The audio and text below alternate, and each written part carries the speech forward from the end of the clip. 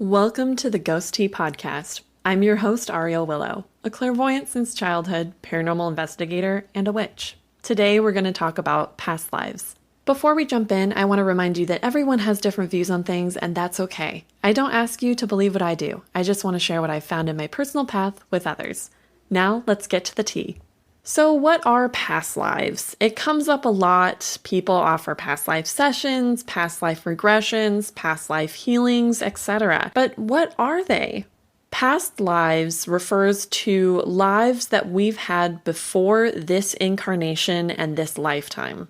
Not everybody believes in past lives, and not everybody believes in reincarnation, which is totally fine. But if you do believe in reincarnation, chances are you believe that you've had lifetimes that you've lived before this lifetime. There's a lot of cases out there of children who remember past lives in vivid details and are able to confirm who they knew in past lives, as well as include other details that you just wouldn't know as a 6-year-old who had never met those people before or had been in those kind of situations.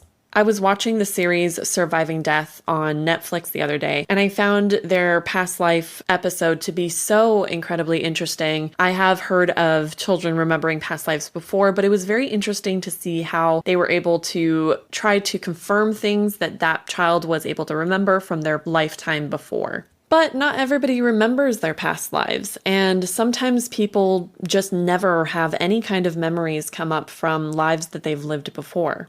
But sometimes you will. Sometimes you'll have dreams that feel very, very vivid and very tangible and real, and it makes you feel like you're actually living a different life. I've had plenty of dreams and meditations and even visions during the day of being a different person and knowing someone in a past life or a different lifetime, and knowing that that person within that vision or dream, even though they didn't look the same as the person in this lifetime, I knew that it was them because I recognized their energy. But if you have these visions, what do they mean? Why do they come up? Why do we remember things from our past lives? Why would that be important for us as a spirit to experience? I typically find that when people's past lives come through in sessions that I have for them, it tends to be that something in that past life either mirrors or parallels what they're currently going through in their lifetime, whether through their feelings within that past life and their feelings in this life mirroring each other, or it can be situations or experiences that mirror each other. One of the best ways that I can explain of why this would happen would be like if you were having a PTSD flashback from a past life that was coming up so that you could realize what it was so that you could heal it in this lifetime.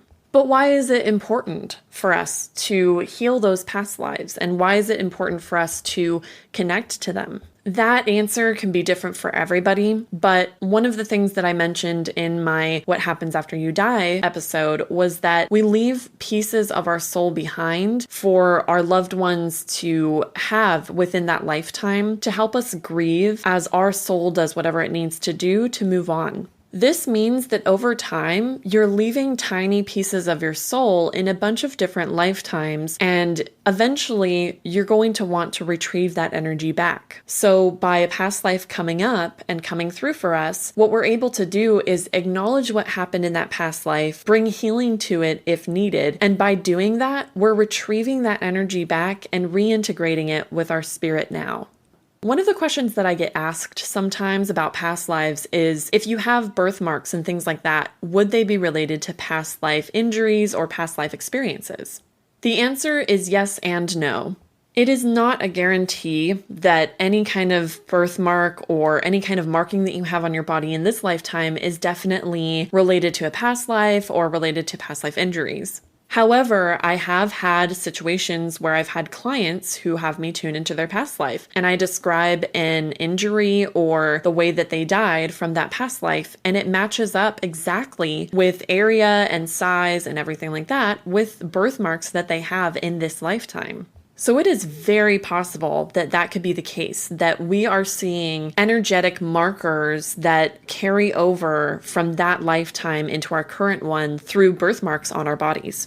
For example, there was a client that I was reading and I tuned into a past life where they were stabbed in an alley from the back. I described that the knife wound would have been right below their shoulder blades in the middle of their back. After I described it, they confirmed to me that they had a birthmark in that exact area. So it's very possible that those things can parallel. Another common question that I get is, if we can incarnate into different lifetimes, can we incarnate back in time to not a time in the future or a time soon in the future, but a time within the past? Like, for example, if we die in 2020 and we reincarnate, can we reincarnate in 1800? I have asked Lucifer this, and I know that he answered. Unfortunately, I cannot remember his answer because it was during a traumatic time, and my memory from that time is very piecey and not quite together yet. So when I do remember that answer, I will definitely share it with you. But I believe if I can remember small bits and pieces correctly, I do believe that either it's possible and very rare, or that it's not possible. And I honestly can't remember the exact answer. So unfortunately, I cannot give a definite, but that's what I remember from that. So hopefully that makes sense. But if it doesn't, we'll just ask for them to answer again. And hopefully we'll be able to have a definite answer for that soon. Another thing that I want to touch on in this episode is what I mentioned in my spirit guides episode, that our spirit guides can be people, beings, or otherwise that we've known in past lives. Sometimes we experience past lives with people within our soul families. And when we reincarnate with our soul families, sometimes you'll have a connection with a spirit or an energy within that soul family. And you both agree that, okay, well, in a past lifetime, I was the father, you were the son. I'm going to be the son and you're going to be the father, so that we can switch those roles and have those experiences as different entities. It doesn't always mean that our spirit guides have a very close relationship with us from a past life, but it does mean that there was something that was significant enough in that lifetime to where they just wanted us to carry a little bit of that energy over with us into the current lifetime. Another thing that I want to go over in this episode is the idea of karma. A lot of people talk about karma and how things come back to you, and if bad situations happen to you, then the person that caused that bad thing to happen will have karma come back on them within this lifetime or a next lifetime.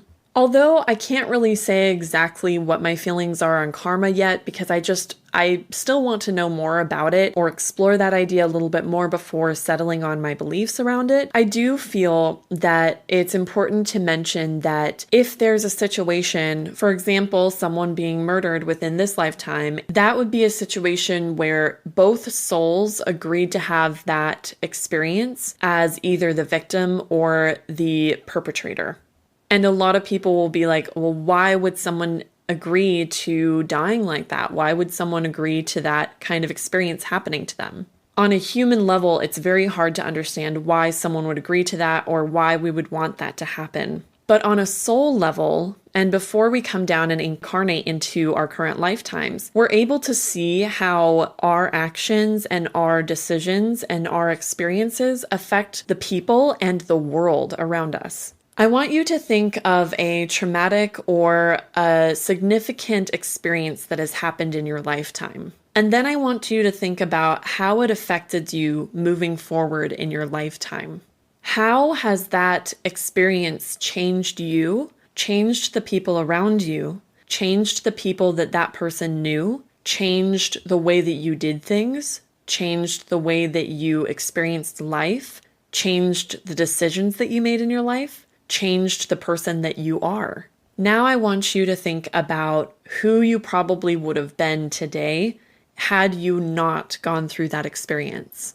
You may feel like you would have been better off if you hadn't had that experience. Or you may actually have a light bulb moment and be like, wow, I actually became more of who I wanted to be by going through that experience. It helped me to get to where I wanted to go. Regardless, that experience changed you in a way that you wouldn't have been changed had you not gone through that. Whether it was a trauma that you went through, a loss of someone that you loved, or a situation that you were involved in. All of these different experiences can change us and cause us to have ripples in our lives that probably wouldn't have happened without that initial drop into the water happening. Now, going back to the scenario of a murderer and a murder victim, I want to touch on the fact that that can be a definite and it also can be an optional thing. Not every soul that commits a crime like that has decided for sure that they're going to do something like that. For some souls, it can be an optional path that they can take within their lifetime.